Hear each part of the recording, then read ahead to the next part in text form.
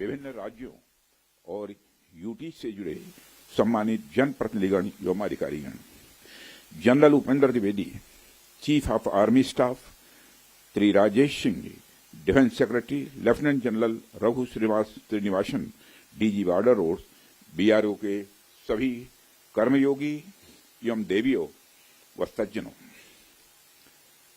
आप सभी जानते हैं कि आज हमारे प्रधानमंत्री जी के मार्गदर्शन में हमारे भारत की सेना ने हम सभी भारतवासियों का मस्तक ऊंचा किया है।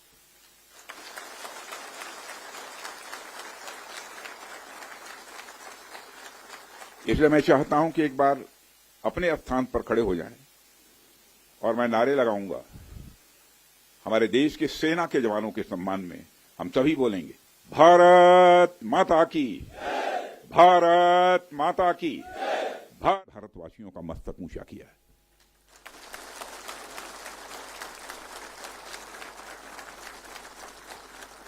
इसलिए मैं चाहता हूं कि एक बार अपने स्थान पर खड़े हो जाएं और मैं नारे लगाऊंगा। हमारे देश के सेना के जवानों के सम्मान में हम सभी बोलेंगे, भारत माता की, भारत माता की, भारत माता की। बहुत बहुत धन्यवाद।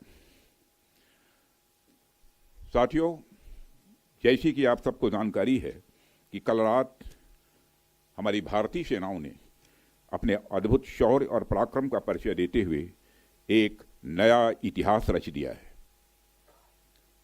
साथियों, भारत की सेना ने सटीकता, सतर्कता और संवेदनशीलता के साथ कार्रवाई की है। हमने जो लक्ष्य तय किए थे उन्हें ठीक समय तय योजना के अनुसार सटीकता से उन्होंने ध्वस्त किया है और किसी भी नागरिक ठिकाने, सिविलियन पॉपुलेशन को जरा भी प्रभावित न होने देने की संवेदनशीलता भी हमारी सेना ने दिखाई है।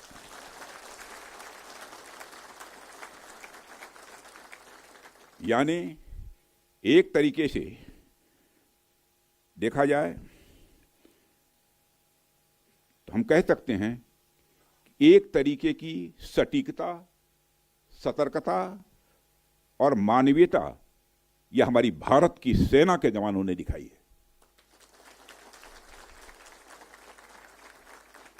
जिसके लिए मैं हमारे सेना के जवानों और अधिकारियों को पूरे देश की ओर से मैं साधुवाद देता हूं और सेना को संपूर्ण संबल प्रदान करने के लिए अपने प्रधानमंत्री माननीय नरेंद्र मोदी जी को भी मैं साधुवाद देता हूं।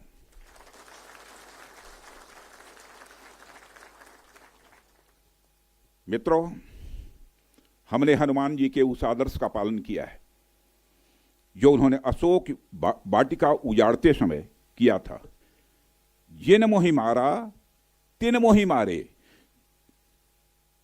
हमने केवल उन्हीं को मारा जिन्होंने हमारे मासूमों को मारा।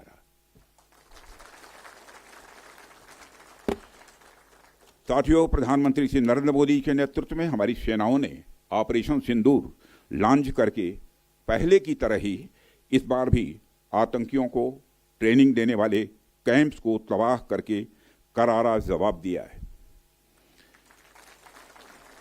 भारत ने अपनी सरजमी पर हुए हमले का जवाब देने के लिए अपने राइट टू रेस्पॉन्ड का इस्तेमाल किया है और हमारी यह कार्रवाई बेहद सोच समझकर सधे हुए तरीके से की गई है।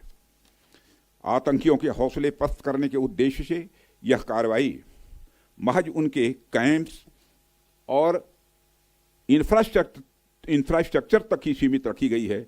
मैं पुनः हमारे आर्म्ड फोर्सेस के शौर्य को मैं नमन करता हूं। साथियों, आज बॉर्डर रोड ऑर्गेनाइजेशन के 66वें फाउंडेशन डे पर आपके बीच उपस्थित होना मेरे लिए गौरव का विषय है और यह खुशी की बात है कि आज इस इम्पॉर्टेंट डे पर बीआरओ द्वारा निर्मित 50 इंफ्रास्ट्रक्चर प्रोजेक्ट्स का उद्घाटन करने का अवसर भी हमें प्राप्त हो रहा है। मैं आप सभी का आभार व्यक्त करता हूं कि आपने मुझे यहां आमंत्रित किया है। साथियों, किसी भी संस्थान के लिए उसका फाउंडेशन डे यह बहुत ही महत्वपूर्ण हुआ करता है।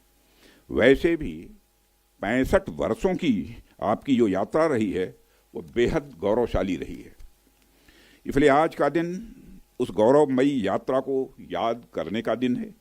इसके साथ साथ यह दिन ठहर कर सोचने का भी दिन होता है कि अपनी अब तक की यात्रा में हमने क्या क्या हासिल किया है, और यह हमारी अब तक की कार्य प्रणाली का विश्लेषण करने का भी यह दिन है। साथ ही यह एनालिसिस करने का भी दिन है कि भविष्य में हमारी राह क्या होनी चाहिए। साथियों, मैं देख पा रहा हूं कि वीडियो कॉन्फ्रेंसिंग के माध्यम से देश के अलग अलग क्षेत्रों से हमारे कई साथी जुड़े हुए हैं। अक्सर हम उद्घाटन के अवसर पर बड़ी बड़ी संस्थाओं का और बड़ी बड़ी एजेंसीज का नाम तो लेते हैं, परंतु ऐसे कई कर्मयोगी हैं जो पर्दे के पीछे रहकर काम करते हैं। किसी प्रोजेक्ट को पूरा करने में उनका योगदान भी बेहद महत्वपूर्ण होता है। इसलिए मुझे लगता है कि आज का दिन उनके योगदान को एक्नॉलेज करने और अप्रिशिएट करने का भी दिन है।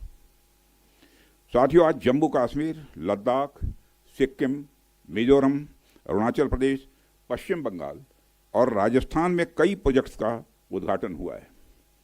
कहने को तो ये हम सारे फिजिकल इंफ्रास्ट्रक्चर हैं, लेकिन मैं इन्हें सिर्फ फिजिकल इंफ्रास्ट्रक्चर ही नहीं समझता।